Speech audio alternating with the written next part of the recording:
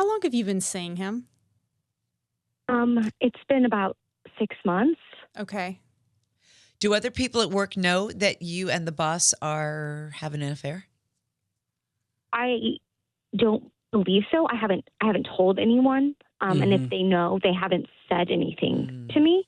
Okay. Are you willing to lose your job over this?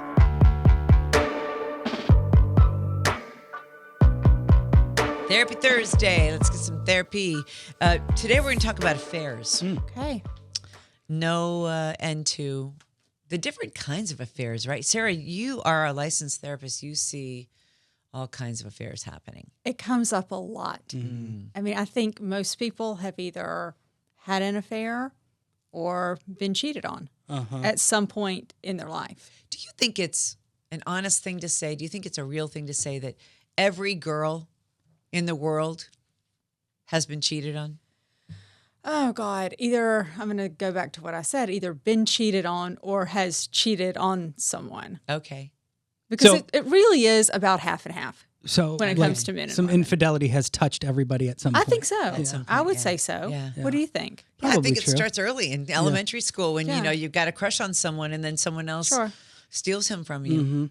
When, as a therapist, and you just kind of lit up when Ellen brought up infidelity. Like, do you go to work thinking like, oh God, I hope I get some cheatings today, or I hope, or like when you go and you're like, oh, this guy wants to talk about money and his cousin or whatever. It's like, I hope I get some salacious material today for the people I'm working no, with. seriously, do you like those conversations better? Well, they're interesting. Yeah. Affairs are interesting because they reveal so much about us. They reveal things about the other people, our views on life, our views on fidelity, monogamy. Yeah. It's very rich. Why material. do people have affairs? Couple of different reasons. I love this Do you question. see her shimmy in her chair? Yeah. No, She went- I do. It's like I love it because I've actually touched on the concept of the maintenance affair in What's the past. that? The maintenance affair, it makes the marriage viable. It fills in gaps. And if someone weren't having an affair, they would actually be more likely to leave their marriage. Think about it, it serves a function. Okay. So there's that. And then we have the exit affair. Oh, I'm too much of a chicken to break up with you, so I'm going to cheat on you. You're going to catch me, and then we're going to be over. That can be one reason. The exit affair can also tell us that something's missing. It gives us that reason to leave. It usually happens when we kind of have one foot out the door already, and it just gives us that little bit of inspiration. When a partnership doesn't work out, Sarah, and there's been infidelity, do you sometimes say, thank God, because they were not right for each other? I never say thank God because of the pain that ensues with an affair often.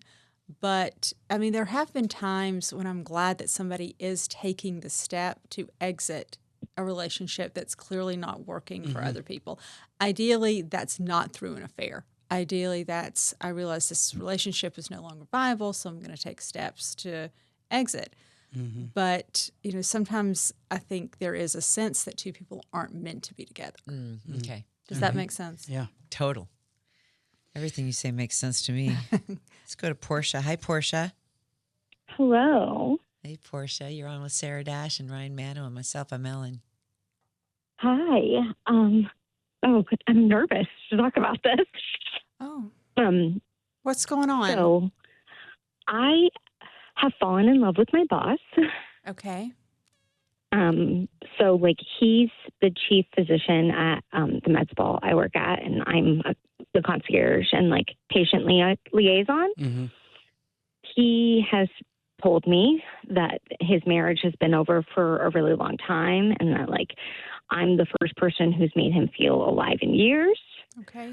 and that that he's planning on leaving his wife to be with me. But he's also has a 6-year-old daughter. Can I say something real quick? Yeah. This is just something Yeah. I've noticed as my years in radio. When people end their sentences going up, they're totally unsure and almost like insecure and unsure about what is happening. Yeah. Yeah, it's just like I Yeah. love him, but I feel just like kind of sick thinking Okay. about like this little girl that like is going to lose her family because of me, but like I also can't imagine not being with him. Portia, how long have you been seeing him? It's been about 6 months. Okay. Do other people at work know that you and the boss are having an affair? I don't believe so. I haven't told anyone. And if they know, they haven't said anything to me. Okay. Are you willing to lose your job over this? Because that's a possibility as I'm listening to you talk. Oh, you are? Okay. You are. Is he willing to lose his family over you? He says he is. Do you like that? Yeah. That's where it's like tricky. It's like I want him to be with me, but I don't want to be the cause of like this pain and trauma for this little girl, you know? And like I feel sick, but like I also just like I don't know if I can be the one to walk away. I mean, like you need to stop now then. strong Break up with him like right now. We'll call him. Sarah will tell him the bad news. It's over. Has he taken concrete steps to leave his marriage? And when I say concrete steps, I mean consulting an attorney, telling his wife that he no longer wants to be married, that type of concrete step. He has said that he has looked into attorneys. I don't know if he has made any calls. Okay. Sarah, is 6 months enough for them to even really know each other? I think that people who are unavailable are particularly compelling because part of that relationship exists in fantasy. And I'm always curious if that might be going on here. Like, how often are you seeing each other? Do you work together every day? Are you having weekends away? Yes. How much affair time have you clocked with this guy? I would say that we see each other every day at work, and I would say that we see each other 3 times a week outside of work. Okay. And then like probably one weekend every month, every other month, depending on like scheduling. Okay. Like at your place, at a hotel, are you banging in a car? Like what are you doing? Where are you guys? Ryan, that word banging. I mean, I'd rather not give explicit details. Okay. Yeah. Sorry. Okay. I shouldn't have said that. Are you liaising in a car? I guess we could ask you this. Do you go get waxed regularly? Right. I do. All right. So I guess what is your biggest, like, what's your primary concern here? What is it? Is it the daughter? Is it that you don't think he's going to leave? Is it that your job now is tricky? Like is it all of it? I'm like, am I a terrible person for wanting this man and like wanting this relationship? Look, I don't think, okay, first of all, whether you're a terrible person or not isn't really a useful question. I mean, I hate to say it like that, but that's kind of, I understand why you're asking that, but that's not really the point. The point is that I hear that you're doing something that's not in alignment with your core values. And maybe it's not just hurting the 6-year-old girl. Maybe it's hurting the girl in you, and that you really know it's wrong. Ooh. I didn't think about it like that. I don't think you have to. And this could be an unpopular opinion. I feel like as it relates to this girl, you don't have any guilt, in my opinion, over this. You're not responsible for changing her life or fixing her life. Her dad is, not you. That's a me thing. And you know what? He is the married person, and he's also her boss. That's what I'm saying. He definitely has the burden of the heavier boundary. And that's setting. That's this girl's dad. He will do what is right for his kids, be it now or down the line. If he loves his daughter, he's going to do the right thing for his daughter. But I really don't think you should, bear a lot of that guilt right now.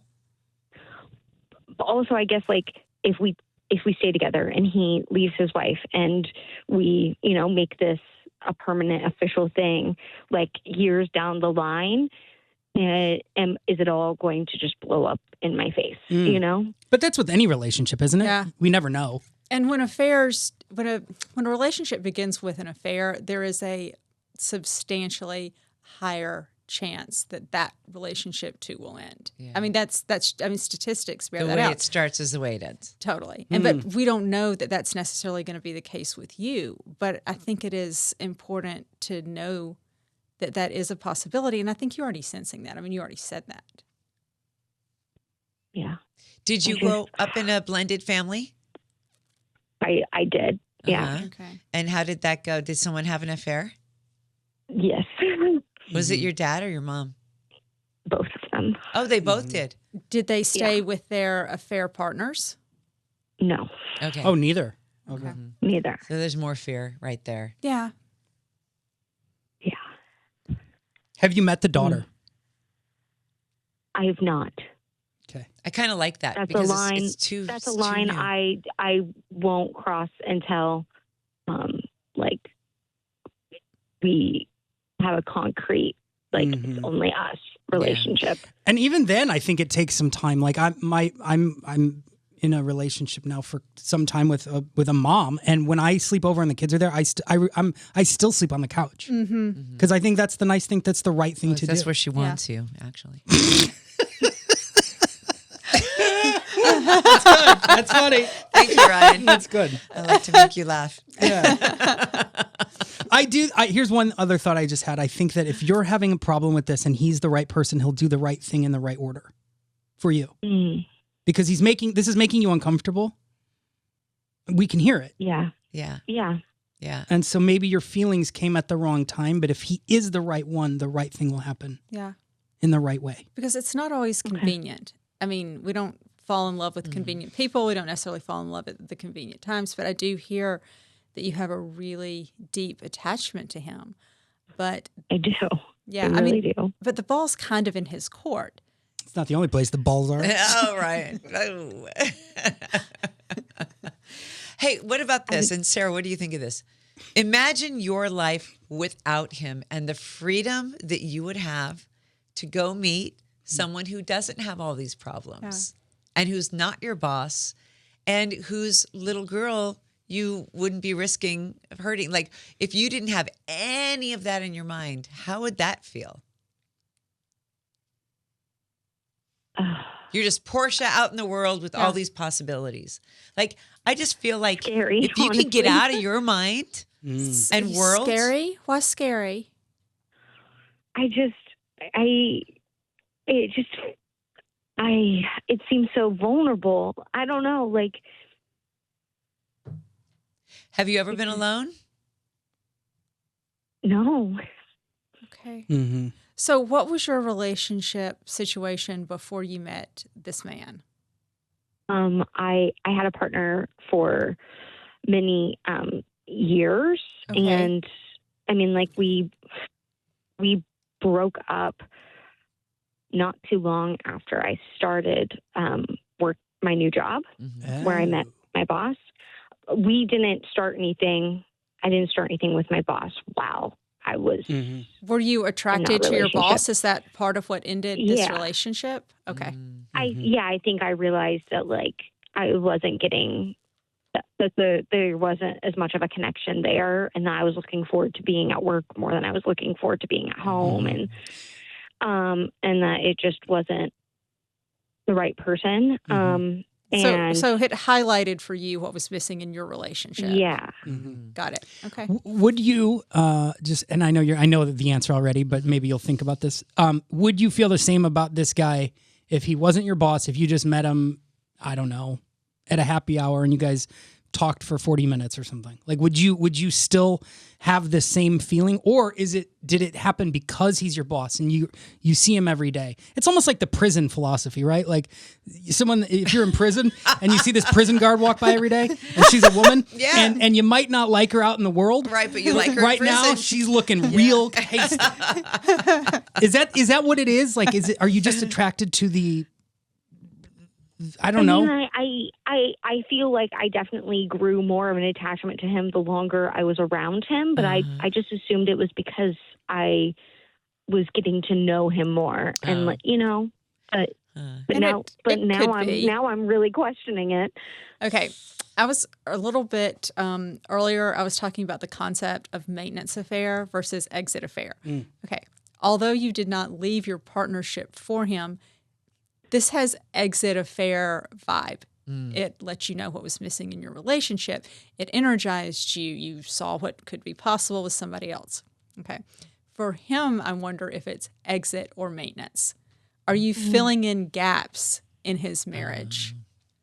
Because I hear that he's saying that he's leaving, but as you said, he makes kind of a vague reference to meeting with an attorney, but I don't hear concrete steps to legitimize your relationship with him. Yeah, you're right. And it's pretty young. 6 months isn't that long. Right. I had a girlfriend who she was in a relationship, and then the guy she met was in a marriage. Okay. And he used this line on her. And I'm wondering, Portia, if you hear this from your married guy, you deserve so much better. Wow. Yeah. Does that happen a lot, Sarah? Like the enticer Definitely. is like you you deserve somebody who can, do these things with you and take you out in public, and definitely. Yeah, I mean, he went so far as to say, why are you with a guy who wears logos on his T-shirts? So that was part of the seduction. Yes. Interesting. Whoa. How did that play out? They are still together. Wow. And he's not divorced yet. Okay.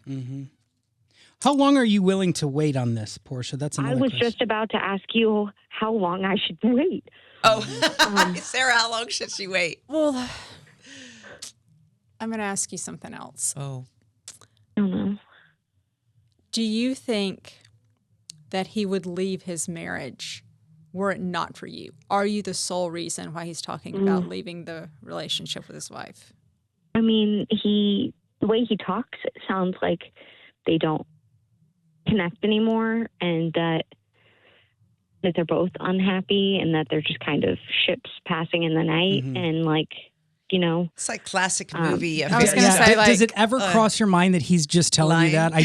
Or do you ever ask yourself, like, would he actually tell me if it was great? Like, if they had a nice dinner and he took her to Newport for the weekend, is he going to tell me that they had a lovely weekend? I would hope not. Yeah. I will tell you that having young children is one of the strongest predictors for staying in a marriage, even if it is largely unsatisfactory. More than finances, more than anything. Young children, very hard to walk away from a marriage. He's also your I boss. should. Let's not forget about that too. he's the boss, too. This is messy. This is messy, Portia. Portia, I think you deserve better. Like I would be the man saying, you deserve so much better than this situation. And it's like, I know I do, but like, I don't. Don't be afraid. I just don't think you should be afraid. I think it's over. Yeah. Take like Sarah, you talk about the exit affair. Take the exit ramp. Yeah. No. So what about Ryan's question? Like, how long are you willing to wait? Because we can't answer that for you. I mean, it's getting harder, but I'm also like, how am I supposed to stay working there if we're not together? Like, I understand that I could lose my job if we are together, but like, I also don't know how I can stomach going into work every day. Just because you wouldn't want to see him, or Right. Okay. This is a life redo, I think. Yeah. Do you ever allow yourself to feel like, I'm going to go back to that same thing about what he tells you, right? Do you ever, one day, or you guys sneak away and you're together, you do your thing, and then you know that he's in bed next to her? Like, does that ever eat you up? I mean, there are definitely nights where I'm like, he's at home and I'm here and I'm all by myself. I guess that ties back into this. How long are you willing to just sit in that stew? You're single. He's not. Ugh. And you're doing it to yourself, really. Yeah. Why? That's true. I mean, Ryan, you bring up a really good point, because Portia, I hear that you're in touch with your empathy for the child, but there's not a lot of discussion about the empathy for this other woman. And it's not your responsibility to take care of her feelings. This is just a question in terms of like a perspective. Yeah. I mean, I guess I never really thought about how it impacted her, more so like how she impacts me. Okay. And that sounds so terrible to say.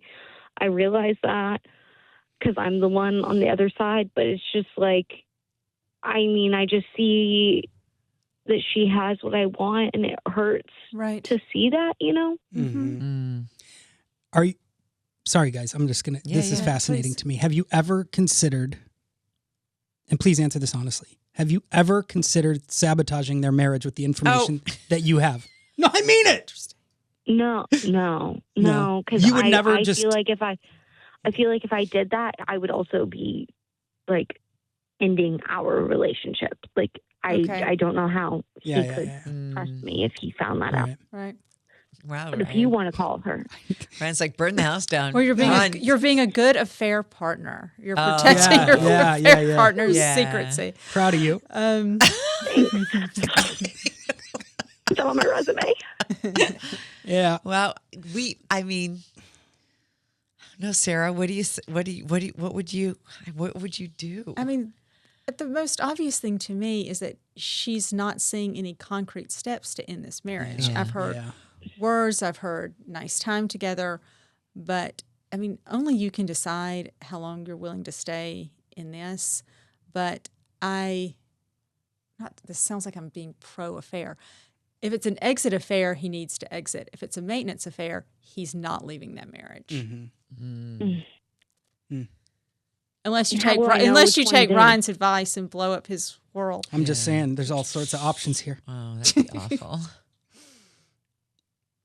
Is there any way for me to know which way, like which one it is, other than just sitting and waiting? Observational. If you want to sit in the role of observer and wait for somebody else to decide the outcome of your life, that's up to you. But that is what you're doing. Is you really are giving him all the power. And I mean, you're right. I think that's like been the hardest part is like that I don't have any say in like how and when it all goes down. Right. You know what you do have say in though? What you do. Yeah. Right. Exactly. Yeah. That's what you can control. Control the controllable. Also, there's a saying that I love to use, and Ellen's probably heard it so many times she's going to roll her eyes, but it's we encourage what we tolerate. Yeah. So every day that you're letting this guy just, sleep in bed with his wife and promise you the world, you're just encouraging it. Yeah. Yeah, you're telling him that he does not have to leave his wife in order to be with you. He's getting what he wants from you either way. A good employee and then a good, Oh, Portia, I think you have a lot to think about. I do. Thank you for talking to me. I don't feel like I have anybody in my life I can say these things with because I feel like they would judge me or look at me differently. No, listen, and so you have no idea how many people are going through this. I mean, you're not alone in your experience, and I think hearing about your experience is probably really helpful to other people because then they don't feel so isolated in their pain and confusion. So you're brave. Thank you. Will you keep us posted? You have this number. Will you let us know what you do when you decide what to do? Yeah. Definitely. And I might need you as a referral for a new job because I don't know if you would give me a recommendation. Wow. Don't even worry about that. Thank you. Thanks, Portia. Okay. Hang in there. I was just thinking too about our partners at Airtasker. Yeah. Okay, hear me out for this. Okay. Because she was asking Sarah, how would I know? Yes. If it's a maintenance affair, or like if he's actually lying. So you call Airtasker, you get the Airtasker app. She knows her boss. She knows that he needs like his garage redone or his backyard done or a wall painted. The Airtasker, she meets with him ahead of time, and that's the mole. So now he's in the house, and instead of even caring about the project, she just wants to see how did he interact with his wife. So Airtasker as espionage? Yeah, it's a 2-in-1. Like that. Yeah. Touche. That's actually not a bad idea. You know what I Sort mean? of like an informal private investigator. And he wouldn't think anything of it because she could go, "Hey, I hired because she's his boss. That's the boss." It'd be like, "Hey, I hired a guy to come paint your den." Perfect. Now he's he's getting the info and there you go. That's it. All right. Problem solved.